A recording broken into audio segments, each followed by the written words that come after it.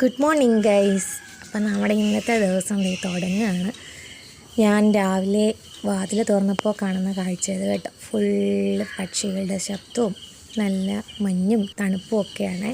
അപ്പോൾ ഞാൻ voice over തന്ന് വെറുതെ നിങ്ങളെ ബോറടിപ്പിക്കുന്നില്ല. നാച്ചുറലായിട്ടുള്ള ശബ്ദം നിങ്ങൾ തന്നെ അങ്ങ് കേട്ടേക്ക് കേട്ടോ.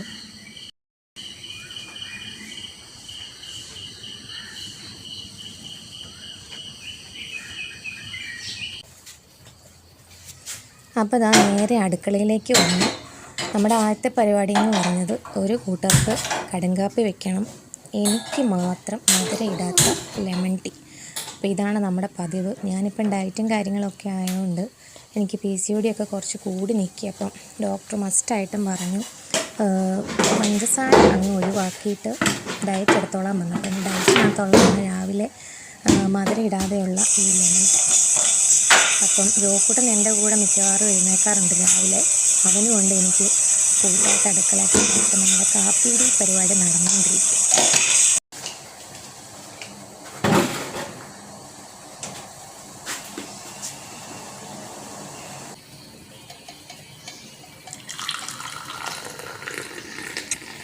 നമ്മുടെ കടുങ്കാപ്പി റെഡി. ഇത് എൻ്റെ ലെമൺ ടീ.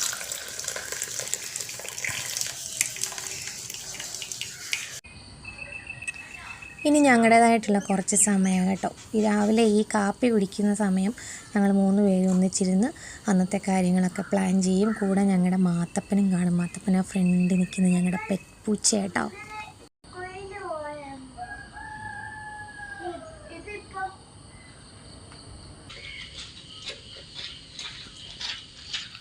ഈ കാണുന്ന കാഴ്ച എന്താണെന്ന് നിങ്ങൾ വിചാരിക്കുന്നുണ്ടായിരിക്കും. രാവിലെ അപ്പനും മോനും കൂടെ മുറ്റമടി എന്നൊരു പരിപാടിയുണ്ട്. മുറ്റമടിക്കുന്നവർ രണ്ടുപേരും കൂടെയാണ്. അതിന് അപ്പൻ്റെ കൂടെ മകനും വേണം, മകൻ്റെ കൂടെ അപ്പനും വേണം. അപ്പോൾ ആ കർത്തവ്യമാണ് നിങ്ങൾ കണ്ടുകൊണ്ടിരിക്കുന്നത്.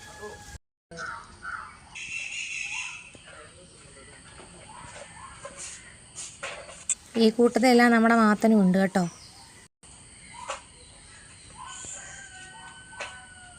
മാത്തോ മാട്ടേ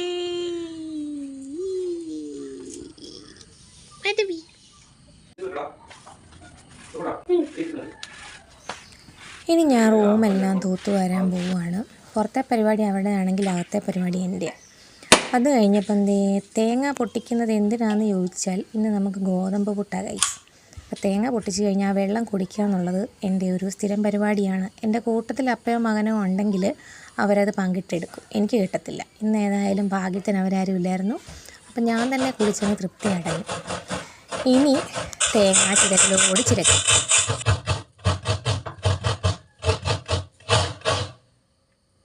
നമുക്കിന്ന് രാവിലെ ഗോതമ്പ് പുട്ടാണ് കേട്ടോ. അപ്പം അതിനുവേണ്ടി തേങ്ങ ചിരക്കും.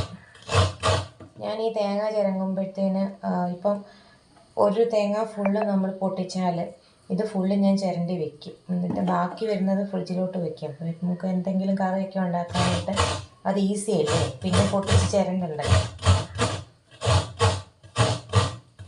ചിരണ്ടുമ്പോൾ ഒന്നിച്ചങ്ങ് ചിരണ്ടും.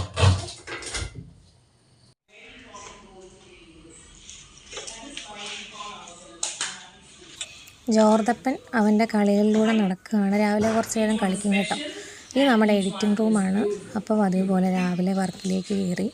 ഇതെന്തോ സ്കൂൾ കലോത്സവത്തിൻ്റെ എന്തോ ഒരു വർക്കാന്ന് തോന്നുന്നു.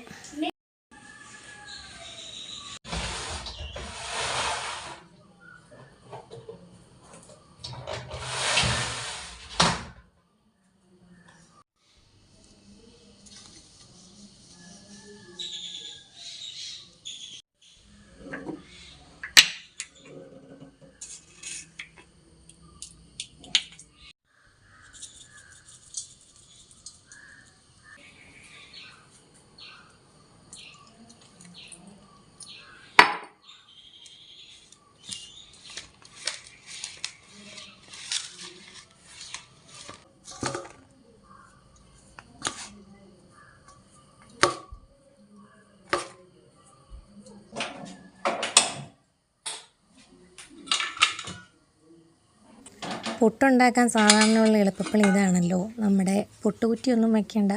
പച്ചമ്പ് വെക്കുക, വെള്ളം വയ്ക്കുക, അതിൻ്റെ മുകളിൽ തട്ട് വയ്ക്കുക. ആദ്യം തേങ്ങ ഇങ്ങനെ കോരി ഇടുക. അത് കഴിയുമ്പം പൊടി ഇടുക. വീണ്ടും അതിൻ്റെ മേളിൽ ഒരു ലെയർ കൂടി തേങ്ങ ഇടുക, അടച്ച് വെക്കുക. അപ്പോൾ ഒന്നിച്ച് പെട്ടെന്ന് വെന്തും കിട്ടും.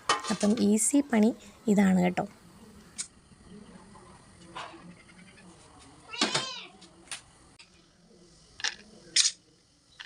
അപ്പം ഞാൻ പറഞ്ഞില്ലേ ബാക്കി വരുന്ന തേങ്ങ ഞാൻ ഫ്രിഡ്ജിലേക്ക് സൂക്ഷിക്കുന്നു. അപ്പോൾ ഇങ്ങനെ ഒരു പാത്രത്തിലേക്ക് ആക്കിയിട്ട് ഫ്രിഡ്ജിലോട്ട് എടുത്ത് വെച്ചാൽ നമുക്ക് എന്തെങ്കിലും കറിയൊക്കെ ഉണ്ടാക്കാൻ നേരത്ത് പണി എളുപ്പം. ഈ വർക്കിനൊക്കെ പോകുന്ന സമയത്ത് രാവിലെ പോകുന്നതുകൊണ്ട് നമുക്ക് തേങ്ങ ചിരകല പരിപാടിയൊന്നും നടക്കുകയില്ല. അപ്പോൾ ഇങ്ങനെ എടുത്ത് വെക്കാമെങ്കിൽ ഈസിയാണ്. എന്നും കണ്ട് ഒരുപാട് നാളൊന്നും ഞാൻ വെക്കുകയില്ല കേട്ടോ, 1-2 ദിവസമൊക്കെ.